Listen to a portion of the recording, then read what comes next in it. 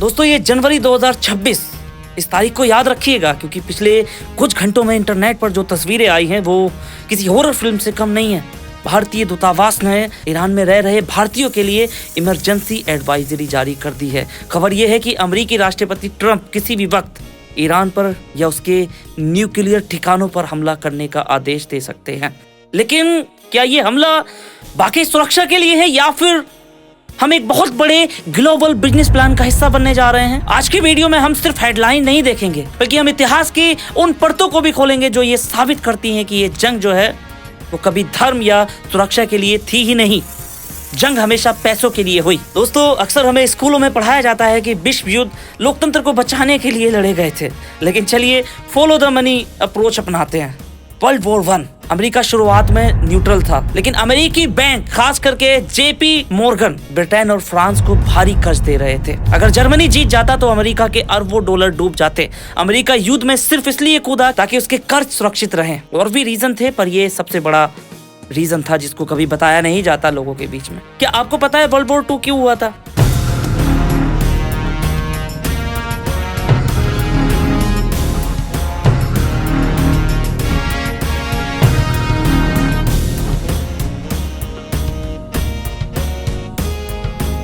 लोग बहुत से रीजन देते हैं, लेकिन एक सबसे बड़ा रीजन सुन लीजिएगा।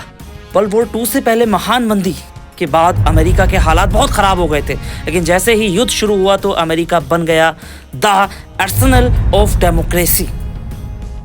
जनरल मोटर और फोर्ड ने कारें बनाना बंद कर दिया और उन्होंने टैंक बनाना शुरू कर दिए। कंपनियों का मुनाफा 100 गुना बढ़ गया, सिर्फ एक विश्व युद्ध की वजह से।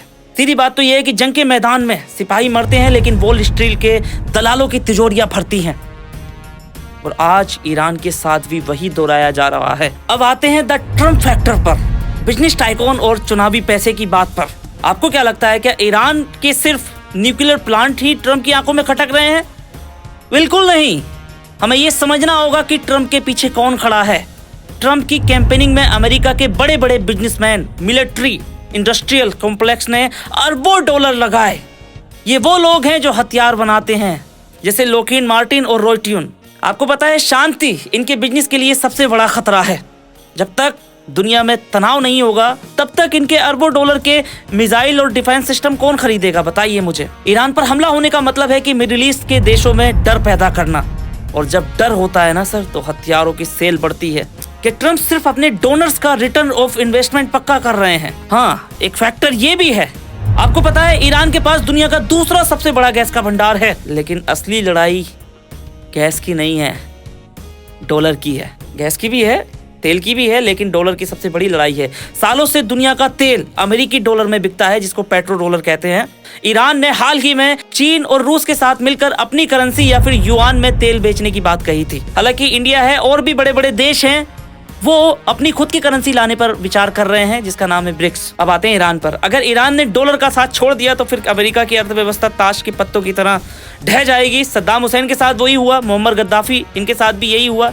ये इन्होंने भी इसी चीज की कोशिश की थी। उसके बाद क्या हुआ?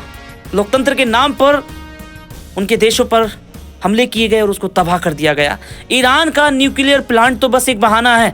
असली मकसद डॉलर की दादागिरी को बचाए रखना है और ग्लोबल एनर्जी मार्केट पर कब्जा करना है। अब इन तस्वीरों को जरा दोबारा देखिए। ईरान ने एक बात कही है कि अगर उस पर हमला हुआ तो वो कतर में अमेरिकी बेस को उड़ा देगा, और अगर ऐसा हुआ ना तो तेल की कीमतें $200 प्रति बैरल तक पहुंच जाएंगी। और भारत में जो तेल आज 100 रुपए लीटर मिल रहा है ना, वो 200 से 250 रुपए लीटर मिलेगा।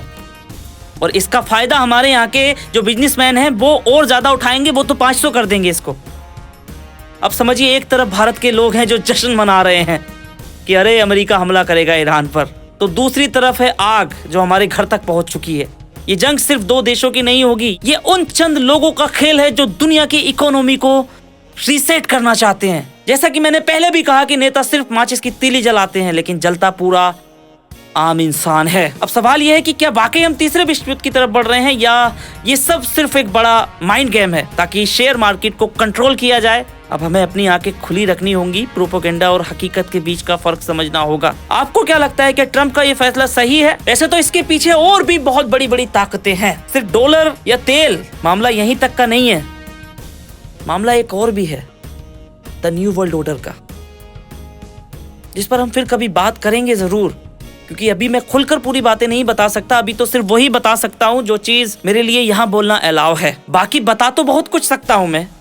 पहले आप अपनी राय जरूर दे सकते हैं, और वीडियो अगर इन्फॉर्मेटिव लगी है ना तो फिर शेयर जरूर करना चूकना मत। सब्सक्राइब भी करके जाना। जय हिंद।